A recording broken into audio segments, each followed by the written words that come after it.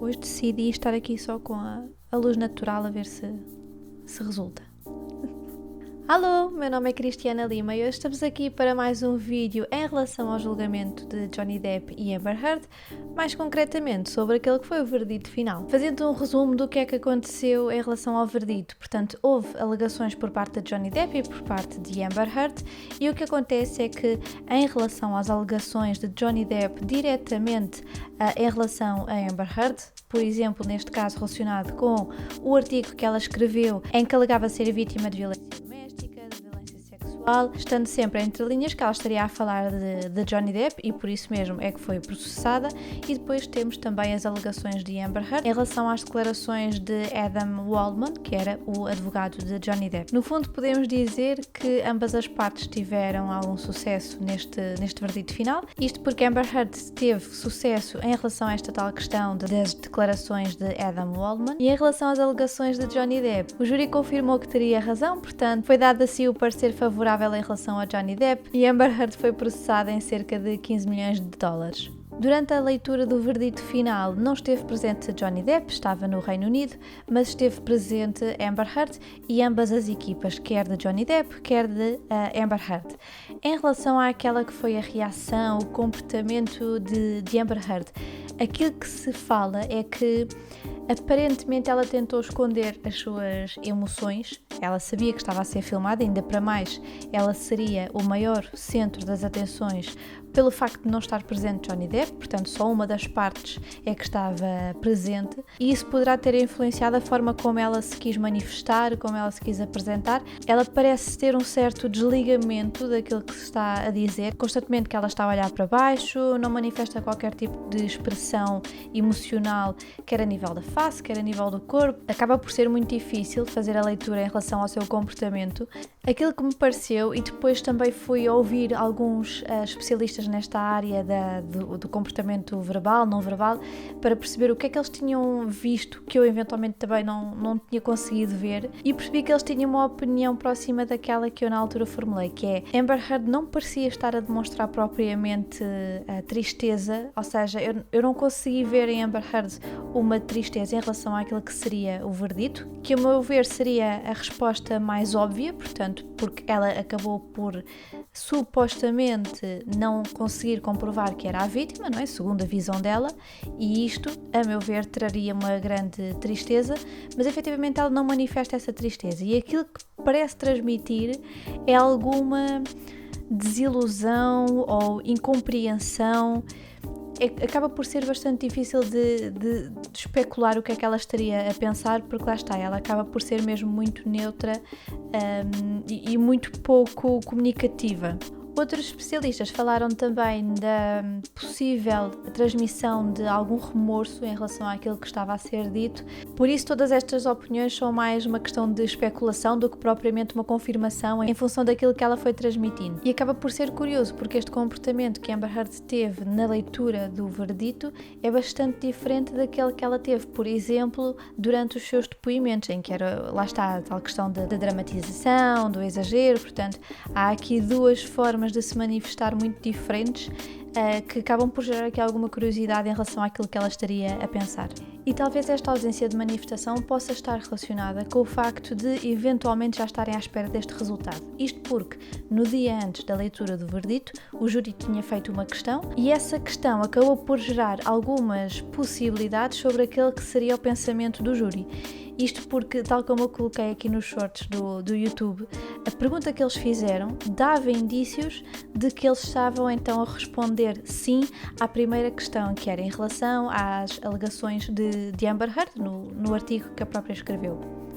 E por isso poderá ter sido mais fácil ela acabar por esconder as suas emoções por já estar à espera. Portanto, acaba por ser também aqui uma possível explicação do porquê do seu comportamento. Depois, outros acontecimentos curiosos que foram acontecendo ao longo desta semana estão relacionados com as entrevistas dadas pela advogada de Amber Heard, por Elaine. Isto porque Por exemplo, a equipa de Johnny Depp também foi convidada a dar entrevistas, mas recusou. E na minha opinião, e na opinião também de outros youtubers que eu estive a ver, acabou por ser uma atitude mais correta e mais ponderada, ao invés daquele que foi o comportamento da advogada de Amber Heard, ao aceitar realmente fazer estas entrevistas. E isto acabou por gerar várias conversas, porque durante essas entrevistas Elaine continuou a reforçar aquela que foi a ideia também reforçada por Amber Heard ao longo do processo, que basicamente a colocar a culpa sempre nos outros. Portanto, neste caso, Elaine diz inclusive, entre linhas, que o júri poderá ter sido influenciado pelos social media, por tudo o que estava a acontecer, porém eles foram avisados e portanto supostamente cumpriram isso, de que não poderiam fazer qualquer tipo de leitura, de pesquisa sobre este caso, não é? Portanto, aquilo que eles tinham para se basear era somente aquilo que foi dado pelo tribunal. Portanto, acreditando que cumpriram com tudo isso, acaba por ser aqui um argumento que é inválido, e depois por tudo aquilo que efetivamente foi o comportamento durante estas entrevistas. Numa das entrevistas há uma discordância entre aquilo que Elaine está a dizer e aquilo que é o seu comportamento não verbal. First question, how is Amber doing? We saw her hearing that verdict. It took a long time to read. It was a sweeping verdict for Johnny Depp. How did she handle it? You know, one of the first things she said is, I am so sorry to all those women out there. This is a setback for all women in and outside the courtroom, and she feels the burden of that. Como por exemplo, aqui neste excerto que vos mostrei agora, Elaine estava a dizer que, portanto, começou por dizer que uma das primeiras coisas que Amber Heard disse foi blá blá blá blá blá, e ela chega a um momento em que está a dizer algo, mas está a abanar a cabeça que não. Eu vou colocar novamente para verem. Sorry to all those women out there.